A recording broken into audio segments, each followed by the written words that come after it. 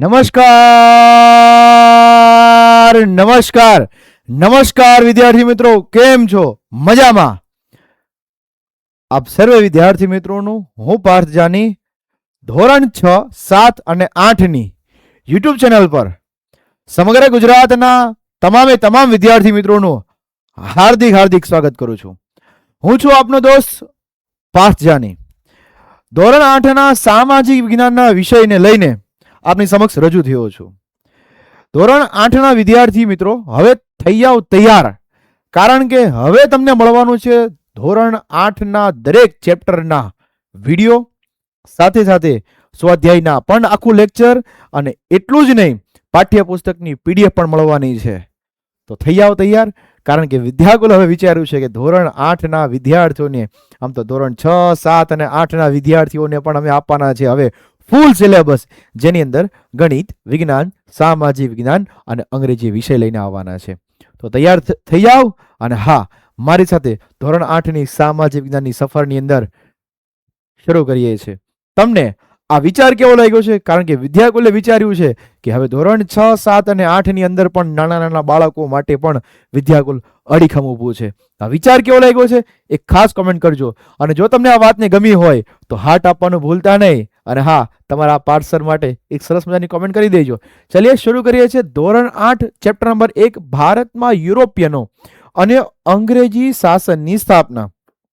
જો યુરોપના દેશોમાંથી આવતી પ્રજાને યુરોપિયન પ્રજા કહેવાય. સાથે સાથે અંગ્રેજી શાસનની શરૂઆત, એટલે કે અંગ્રેજો આવ્યા પણ ખરા. એટલું જ નહીં, ભારતમાં અંગ્રેજોએ કઈ રીતે આવ્યા એનો આખો જળમાર્ગ. એટલું જ નહીં, શરૂઆત એને ક્યાંથી કરી, શું કામ આવ્યા હતા, એને બીજા દેશ કેમ ન ગયા. સમગ્ર પૃથ્વી ઉપર 195 દેશ હતા, તો બાકી બધા દેશમાં કેમ ન ગયા, ભારતમાં જ કેમ આવ્યા, એવો તમારા મનમાં વિચાર ચાલતો હશે. એટલું જ નહીં, તમે બધાએ સાંભળ્યું હશે કે સર અંગ્રેજોએ આપણને બહુ ગુલામી કરાવી. હા, વાત સાચી, પણ એ ગુલામી શેની? શું આપણને હાથ પગ પકડીને રાખતા હતા? નહીં. તો ગુલામી શેની વાતની? એને આપણા ઉપર હું અત્યાચારો કર્યા કે ન કર્યા? રાજા મહારાજાઓને લૂંટ કરી કે ન કરી? આવા બધા જ મનના પ્રશ્નો આપણે આ ચેપ્ટરમાં શીખવાના છે. બીજું, ધોરણ 8 અને ધોરણ 9 ના બહુ બધા ટોપિક, એટલે કે ઓલમોસ્ટ બધા જ ટોપિક સેમ છે. જો તમે ધોરણ 8 ની અંદર વ્યવસ્થિત ધ્યાન આપી દીધું ને, તો ધોરણ 9 તમારા માટે થઈ જશે એકદમ ઈઝી. અને દરેક વિદ્યાર્થીનું એક સપનું હોય છે, અને હું આજે પણ તમને કહું છું કે તમારા મનમાં આ સવાલ હર હંમેશા ઊભો રહેવો જોઈએ કે હું ભણું છું શા માટે, અને હા, મારે ભણ્યા પછી મારે શું બનવું છે. આ બે તમારા લક્ષ્યો, તમારા જે ગોલ જે છે એ ક્લિયર હશે ને, તો ભણવાની બહુ મજા આવશે. શરૂ કરીએ છીએ યુરોપિયન પ્રજા અને અંગ્રેજી શાસનની શરૂઆત. ચાલો, સૌપ્રથમ પ્રસ્તાવના, એટલે કે આ પાઠની શરૂઆત. જો અહીંયાથી આપણે આખો પાઠ કેવી રીતે શરૂ થાય છે એને જ કહે છે પ્રસ્તાવના. કેવી રીતે પાઠ શરૂ થાય છે, પણ વિદ્યાર્થીઓ શું કરે છે, પ્રસ્તાવનાને બહુ હળવાશમાં લઈ લે, એને સ્કીપ કરી દે છે. પ્રસ્તાવનાને હંમેશા સ્કીપ કરવાની નહીં, કારણ કે પ્રસ્તાવના જ તમને આખા પાઠનું માહિતી આપતી હોય છે. ચાલો શરૂ કરીએ કે સદીઓથી, એટલે કે વર્ષોથી ભારતમાં, સદી એટલે આમ તો થાય 100 વર્ષ. શું થાય? 100 વર્ષ. સદી એટલે 100 વર્ષ, યાદ રાખવાનું. સેન્ચુરી અંગ્રેજીમાં કહેવાય સેન્ચુરી. હું એમ કહું, સચિન તેંડુલકરે એક સેન્ચુરી ફટકારી, એટલે કે સદી ફટકારી. સચિન તેંડુલકરે 100 રન માર્યા. એમ અહીંયા યાદ રાખવાનું છે, સદી એટલે 100 વર્ષ. બરાબર? કેટલા વર્ષ? 100 વર્ષ. એટલું જ નહીં, સમગ્ર ભારતમાં, વિશ્વભરમાંથી ઘણી પ્રજાતિઓ, એટલે અનેક લોકો આવ્યા. એટલું જ નહીં, વેપારીઓ આવ્યા, જેને કહેવાય ધંધો. હા, યાત્રીઓ એટલે કે હરવા અને ફરવા લોકો પણ આવ્યા. હાલો, ભલે ને આવ્યા સાહેબ. આપણા દેશમાં તો એવું કહેવાય છે કે ભાઈ અતિથિ દેવો ભવ, મહેમાન એ આપણા માટે ભગવાન છે. હા ભાઈ, આવા દો, કઈ વાંધો નહીં. અને પણ એ બધી પ્રજાતિ શું કામ આવી? મારો પહેલો જ પ્રશ્ન, યુરોપિયન લોકો ભારતમાં શું કામ આવ્યા? પહેલું કારણ, કારણ કે તેને છે ને વિશ્વમાં સૌથી વધારે આકર્ષણનું કેન્દ્ર કયું હતું? ભારત હતું. એક તો પહેલું, પૈસા હતા ભારત પાસે. અહીંયા કીધું તેનું મુખ્ય કારણ ભારતની આર્થિક સમૃદ્ધિ, એટલે એની પાસે, ભારત પાસે ખૂબ પૈસા હતા અને પૈસા હોવાના કારણે એ લોકો ભારતમાં આવ્યા હતા. રેડી? નેક્સ્ટ એવું કહે છે કે પૈસાથી તો ભારતમાં આવ્યા હતા, પણ પ્રાચીન કાળની એટલે કે આપણી હડપ્પીય સંસ્કૃતિથી શરૂ કરી અને વિશ્વના વિભિન્ન એટલે કે અલગ અલગ ભાગોમાં ભારતનો વાણિજ્યક એટલે કે વેપાર અને સાંસ્કૃતિક એટલે કે સંસ્કૃતિના સંબંધો ભારતમાં રહ્યા છે.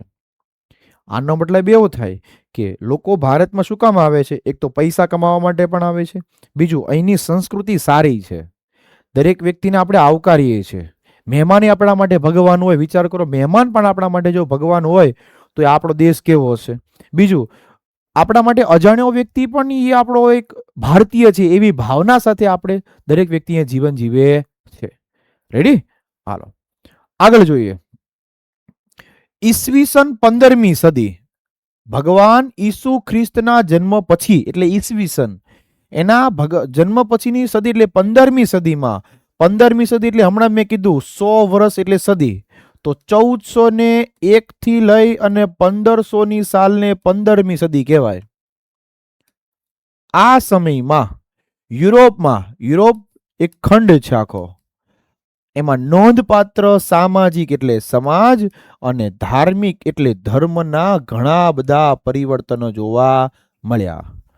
એને આપણે સૌ નવ જાગૃતિ એટલે કે એક નવો વળાંક, એક દેશમાં નવી સિદ્ધિ કહી શકાય એમ આપણે એને ઓળખીએ છીએ. અને યુરોપ એટલે તમને કહી દઉં કે આપણી આ પૃથ્વી છે એમાં આ જે ગ્રીન કલર જે દેખાય ને આખું બધું યુરોપ છે. બરોબર? એશિયા ખંડ, યુરોપ, એ બધા નામ સાંભળ્યા છે ને? હા, યુરોપમાં નોંધપાત્ર વિજય મેળવ્યો. એટલું જ નહીં, આ નવ જાગૃતિના કારણે ભારતના ઇતિહાસનો કોઈ સંબંધ છે ખરો? ભારત સાથે એનો કોઈ સંબંધ છે ખરો કે નહીં? છે કે નહીં એ જ આપણે જોવાનું છે. તો આ કારણ તપાસવા માટે આપણે 15મી સદીથી શા માટે યુરોપિયનો ભારતમાં આવ્યા એ આપણે સમજવું પડશે, પ્રયત્ન કરવા પડશે કે અંગ્રેજો ભારતમાં શા માટે આવ્યા. અંગ્રેજો ભારતમાં શા માટે આવ્યા? બસ એ જ મેન પ્રશ્ન છે. હું કામ આવ્યા ભાઈ? ભાઈ તમે મને જવાબ આપો. ભાઈ યુરોપિયન ભારતમાં શું કામ આવ્યા? કહી દો. હાલો શરૂ કરીએ. ભારતમાં યુરોપિયન પ્રજાનું આગમન પાછળના કારણો. યુરોપિયન પ્રજા ભારતમાં શા માટે આવી હતી? ચાલો, પહેલું, ઈસવીસન 1453માં તુર્ક મુસ્લિમો છે એ તુર્ક જાતિના લોકોએ કોન્સ્ટેન્ટિનોપલ, આ જે ક દેખાય છે ને, ક તમારી ચોપડીમાં પણ આ જ નકશો છે, એ જે ક દેખાય છે ને, ક એ કોન્સ્ટેન્ટિનોપલને જીતી લીધું. એટલે એ લોકો છે ને અહીંયા પોર્ટુગલથી થઈ અને અહીંયાથી થઈને આ રસ્તે થઈને અહીંયા ભારતમાં આવતા હતા. તુર્ક મુસ્લિમો, સોરી યુરોપિયન પ્રજા આ અહીંયાથી થઈ અને અહીંયાથી થઈને અહીંયા આવતી હતી. પરંતુ તુર્ક મુસ્લિમોએ કોન્સ્ટેન્ટિનોપલને જીતી લીધું. એટલે આ રસ્તો કયો થઈ જાય? બંધ. હવે અહીંયાથી મસ્ત શોર્ટકટથી આવતા હતા પણ રસ્તો થઈ ગયો બંધ. હવે શું યુરોપિયન પ્રજા ભારતમાં આવવાનું બંધ કરી દેશે? ના, આવશે તો ખરા પણ નવો કંઈક ઓપ્શન ગોતવો પડશે. અને ભારત અને યુરોપ વચ્ચે વેપારના માધ્યમ એટલે વચલા એક સ્ટેજ તરીકે મુખ્ય મથક હતું કોન્સ્ટેન્ટિનોપલ. ચાલો, તુર્કોએ કોન્સ્ટેન્ટિનોપલને જીતી લીધું અને યુરોપમાં અને વિશ્વના પશ્ચિમ દેશો એટલે આ બાજુના બધા દેશો, આ બધા પશ્ચિમના દેશોમાં ભારતનો માલ સામાન જથ્થો બંધ થઈ ગયો. ઓહો સોરી, માંડ હજી તો યુરોપમાં માલ પહોંચતો હતો, આ કોન્સ્ટેન્ટિનોપલના કારણે રસ્તો થઈ ગયો બંધ. अब क्या किया जाए, अब क्या किया जाए, छोड़ दिया जाए या माफ किया जाए. હવે મેન યુરોપવાસીઓ ભારતમાં શું કામ આવતા હતા? તો કે એને મરી મસાલાની ખૂબ તીવ્ર જરૂરિયાત હતી. મરી મસાલા એટલે હળદર, ધાણા, જીરું, મીઠું, મરચું, આ બધાની તીવ્ર એટલે ખૂબ જરૂર હતી. અને આ વસ્તુઓ મળતી બંધ થઈ ગઈ. યુરોપમાંથી આ મળતી વસ્તુઓ બંધ થઈ ગઈ. હવે આ રસ્તોય બંધ થઈ ગયો અને આની જરૂર છે, કરશું શું? ક્યાં કિયા જાય? તો કે ઈ સિવાય માત્ર મરી મસાલા માટે આવ્યા હતા? ના, ભારતમાંથી એને સુતરાઉ કાપડ, રેશમી કાપડ, મરી મસાલા એટલે ધાણા, જીરું, તજ, લવિંગ, સુરોખાર. સુરોખાર એટલે એકદમ વ્હાઈટ પાવડર આવે જે વિસ્ફોટક અને અન્ય પદાર્થો બનાવવા માટે થાય છે. વિસ્ફોટક એટલે બોમ્બ ને એ બધી વસ્તુ બનાવવા માટે સુરખાર. સફેદ કલરનો એકદમ પાવડર આવે. ગળી, તમારા મમ્મી લોકો છે ને કપડા, વ્હાઈટ કપડા પહેર્યા હોય ને દાદાએ કે પપ્પાએ, એ વ્હાઈટ કપડાને ચમક આપવા માટે ગળી વાપરે છે. જો શું કરે એમાં, પેલા કપડા ધોઈ નાખે વોશિંગ મશીનમાં કે હાથથી. હવે તો મોટા ભાગે વોશિંગ મશીન આવી ગયું, હાથથી તો કોઈ ધોતું છે જ નહીં. વોશિંગ મશીનમાં કપડાં ધોવાઈ જાય. ધોવાઈ ગયા પછી મમ્મી છે ને ટબ લે, એમાં આવું ગળીનો પાવડર, હવે તો લિક્વિડ જેવો આવે છે, એકદમ નાખી દે અને પછી એમાં કપડાં આમ બોળી કરીને નીચવી અને પછી ચાપટી અને સૂકવી દે. અને સુકાઈ જાય ને ત્યારે એકદમ વ્યવસ્થિત મસ્ત ચમક આપી દે. જો ગળી ન નાખે ને તો એવું લાગે જાણે કેમ ધોયા જ ન હોય કપડા, એકદમ મેલા જેવા લાગે. ધોવાઈ તો જાય કપડાં પણ ગળી વગર મેલા લાગે છે. ઇમારતી લાકડું ફર્નિચર બનાવવા માટે. અને અફીણ એટલે એક નશીલો પદાર્થ આવે જે પીવાથી આપણને નશો ચડે છે, બરાબર? જેને કહેવાય ને દારૂ, ડ્રગ્સ, એમ નશો ચડે ને, એમાં અફીણ પીવાથી નશો ચડે છે. આ બહુ મોટા પ્રમાણમાં એટલે ખૂબ જ વધારે પ્રમાણમાં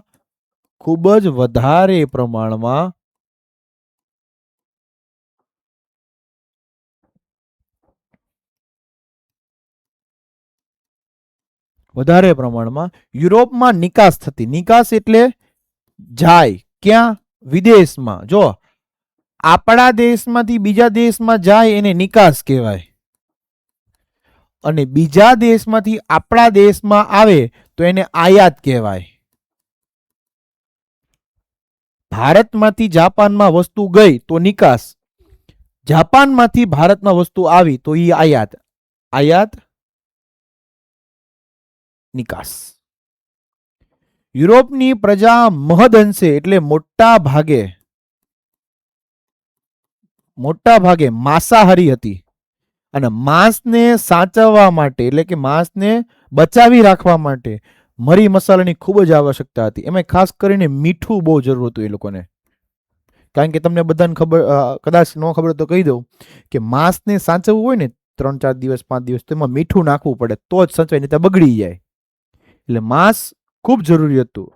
સુતરાઉ કાપડ પણ એટલું જ આવશ્યક હતું જેટલું મરી મસાલા જરૂર હતા, એટલું જ સુતરાઉ કાપડની આવશ્યકતા હતી. કારણ કે એને મેન નફો ક્યાંથી થતો?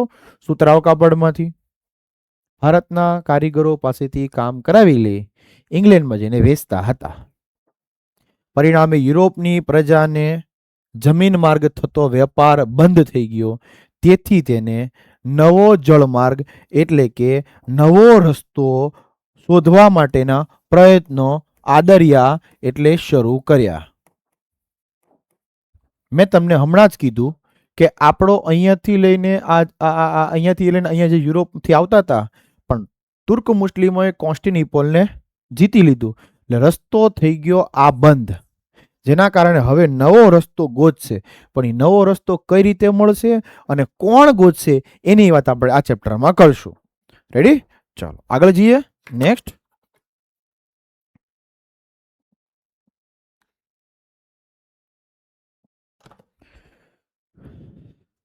જો તમારે સમગ્ર વિદ્યાર્થીઓ, દરેક વિદ્યાર્થીઓ સાંભળો, જો તમારે આ લેક્ચરની પીડીએફ જે લેક્ચર ભણાવે છે એ લેક્ચરની વિડીયો પીડીએફ જોતી હોય તો તમારે વિદ્યાકુલ એપ્લિકેશન ડાઉનલોડ કરવાની રહેશે, જ્યાં તમને મળશે સ્વાધ્યાયનું સોલ્યુશન પણ મળી જશે, પાઠ્યપુસ્તકની પીડીએફ પણ મળશે, એમસીક્યુ ટેસ્ટ પણ મળશે. અને આ ભણાવેલી પીડીએફને મેળવવા માટે આજે જ ડાઉનલોડ કરો વિદ્યાકુલ એપ્લિકેશન. અને હા, તમારે મારું નાનકડું એક કામ કરવાનું છે. શું કે તમારા જેટલા પણ મિત્રો હોય, તમારા જે સ્કૂલનો મિત્ર હોય કે તમારો કોઈ સગા સંબંધી હોય, મામા, કાકા, દાદાનો કોઈ પણ દીકરો હોય, એને કહેજો જો તું ધોરણ 6, 7 અને 8 ની અંદર છે તો તારે વિદ્યાકુલના ભણાવેલા લેક્ચરની પીડીએફ જોતી હોય તો આજે જ વિદ્યાકુલ એપ્લિકેશન ડાઉનલોડ કરો અને મેળવો પીડીએફ. વિદ્યાકુલ એપ્લિકેશન ડાઉનલોડ કરવાનો કોઈ ચાર્જ હોતો નથી. તમે ફ્રીમાં આ પીડીએફ મેળવી શકો છો. સિમ્પલી પ્લે સ્ટોરમાં જવાનું. તમે જેમ કેમ ગેમ ડાઉનલોડ કરવા, જો કે ગેમ તો નથી રમતા, ડાયા વિદ્યાર્થી છો, પણ પ્લે સ્ટોરમાં જઈ અને વિદ્યાકુલ સર્ચ કરવાનું. આપણી એપ્લિકેશન આવશે આ લોગો વાળી, ડાઉનલોડ કરવાની, જ્યાં ધોરણ 6, 7, 8 ધોરણ સિલેક્ટ કરવાનું અને પીડીએફ મળી જશે તમને. રેડી? ચાલો. અને હા, જો તમે પીડીએફ ડાઉનલોડ કરી લીધી હોય તો તમને કેવો ફાયદો થયો છે કોમેન્ટ ખાસ કરજો. ફાયદો થયો ને? જો હા તો કોમેન્ટ કરી દેજો. ભારતમાં યુરોપિયન પ્રજાનું આગમન. હવે યુરોપિયન પ્રજા ભારતમાં આવવા લાગી છે. ચલીએ ભાઈ, હવે યુરોપિયન પ્રજા આવી તો ગઈ. શું કહે છે કે આપણે ઉપર જોયું કે ભારતમાં યુરોપિયન પ્રજા આવવાનું કારણ વેપાર હતું, ધંધો, બિઝનેસ, ધંધો ભૈયા, ધંધો. યુરોપના પોર્ટુગલ, સ્પેન, હોલેન્ડ જેવા રાષ્ટ્રોએ, અંડરલાઈન કરજો, યુરોપના પોર્ટુગલ, હોલેન્ડ અને જેવા રાષ્ટ્રોએ ભારતનો જળમાર્ગ શોધવા માટે, એટલે કે નવો જળમાર્ગ શોધવા માટે કમર કસી એક રૂઢિપ્રયોગ છે. કમર કસીનો મતલબ એવો થાય ખૂબ મહેનત કરવી.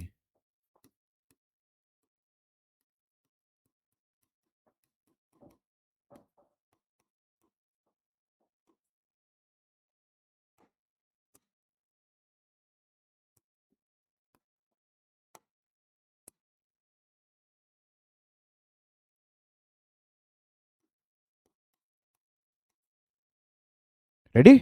ચાલો. અને પછી પોર્ટુગલના દેશનો એક નાવિક, નામ છે વાસ્કો દ ગામા. આ વાસ્કો દ ગામાએ ઈસવીસન 1498, ઓબ્જેક્ટિવ સવાલ છે. ઓબ્જેક્ટિવ સવાલ એટલે કે ટૂંકા પ્રશ્નો, એમસીક્યુ, ખાલી જગ્યા, ખરા ખોટા, એમાં પૂછાય છે કે યુરોપ આવવાનો જળમાર્ગ કોણે શોધ્યો? તો કે વાસ્કો દ ગામાએ. ક્યારે ગોત્યો? 1498. અને ક્યાં પહોંચ્યો? તો કે કાલિકટ ખાતે બંદર ઉપર પહોંચ્યો હતો.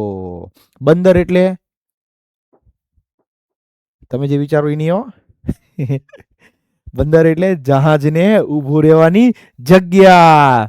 અને ભારતમાં યુરોપિયન પ્રજાનું આગમન એટલે આવવા લાગ્યા. વેલકમ કરી દો, કોમેન્ટની અંદર કરી દો વેલકમ. યુરોપિયન પ્રજાનું સ્વાગત કરી દઈએ જોરદાર તાળીઓના નાદ સાથે. આપણે એમનું વેલકમ કરી દઈએ છીએ. કોંગ્રેચ્યુલેશન. આવો આવો, પધારો પધારો પધારો, મહેમાન પધારો. ચાલો. ઓબ્જેક્ટિવ એટલે ટૂંકા પ્રશ્નો, એમસીક્યુ, ખાલી જગ્યા અને ખરા ખોટા. તેણે પોર્ટુગલથી આફ્રિકા અને આફ્રિકાથી ભારત આવવાનો જળમાર્ગ શોધ્યો હતો. એટલે પોર્ટુગલથી ક્યાં ગયા? આફ્રિકા. આફ્રિકાથી ક્યાં ગયા? ભારત. એટલે વાયા થઈને આવ્યા હતા, ડાયરેક્ટ આવ્યા ન હતા. ચાલો નેક્સ્ટ આગળ જોઈએ છે. સૌ પ્રથમ આવેલી પહેલી જ પ્રજાતિ એટલે ફિરંગી. સૌ પ્રથમ આવેલી પહેલી જ પ્રજાતિ એટલે ફિરંગી. પોર્ટુગીઝો એટલે કે ફિરંગી પ્રજા. જોઈ લે શું કહે છે. ઈસવીસન 1498 વાસ્કો દ ગામા કાલિકટ આવ્યો. અંડરલાઈન કરો. ઈસવીસન 1498 વાસ્કો દ ગામા ક્યાં આવ્યો?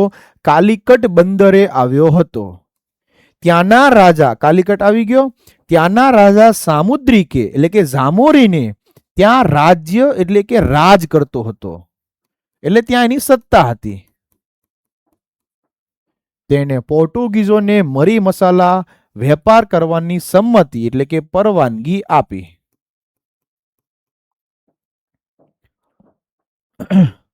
વાસ્કો દ ગામા એવું કીધું કે ભાઈ મારે અહીંયા વેપાર કરવો છે, મને પરવાનગી આપશો? રાજા સામુદ્રે કીધું હા હા, કેમ નહીં, તમે અમારા મહેમાન છો, તમને અમે પરવાનગી આપશું. પોર્ટુગીઝોને પોતાનું સ્થાન મજબૂત કરવા માટે અને સુરક્ષા એટલે કે રક્ષા આપવા માટે ઈસવીસન 1503માં કોચી અને 1505માં કન્નૂર ખાતે, આ બંને કેરળની જગ્યાના નામ છે, બરોબર, એ કેરળની અંદર કિલ્લા બાંધ્યા એટલે કે કિલ્લા આપવામાં આવ્યા હતા. રેડી? ચાલો. કોને? પોર્ટુગીઝો એટલે ફિરંગીઓને. ઈથી વિશેષ ઈસવીસન 1505માં પોર્ટુગલે પોતાના વાઇસરોય ફ્રાન્સિકો ડી અલ્મેડાને ભારતમાં પોર્ટુગીઝ રાજ્યની સ્થાપના કરવા માટે મોકલ્યા. પોર્ટુગલના લોકોએ કે ભાઈ જાઓ, તમે ભારતમાં જઈ વેપાર કરજો. આ ભાઈને મોકલી આપ્યા. હવે તેના પછી આવેલા વાઇસરોય અલ્ફાન્સો ડી અલ્બુકે ગોવા સહિતના કેટલાક બંદરો પર જીતી લીધા. હવે જોયું, આ લોકો બધા ભારતમાં તો આવવા લાગ્યા, આવવાની લાગ્યાની સાથે હારે આપણું બધું છીનવા લાગ્યા. એટલે ભાઈ તમે અમારા મહેમાન છો, અમે તમને જગ્યા આપી એટલે તમારે હું અમારી બધી જગ્યા, અમારી બધી વસ્તુ છીનવી લેવાની? This is the not fair યાર. તમે મહેમાન છો, મહેમાનની રીતે રહ્યો મારો ભાઈ, આવું નહીં કરો, બધી વસ્તુ છીનવી લે છે. ધ્યાન રાખજો ભાઈ. ગોવા સહિત, આ ગોવાનો નકશો છે ભારતમાં, છે ને, મહારાષ્ટ્રની નીચે અને કર્ણાટકની ઉપર. આખું જે ગોવા છે એના કેટલાક મોટા ભાગના બંદરો, બંદર એટલે જહાજને ઊભું રહેવાની જગ્યા,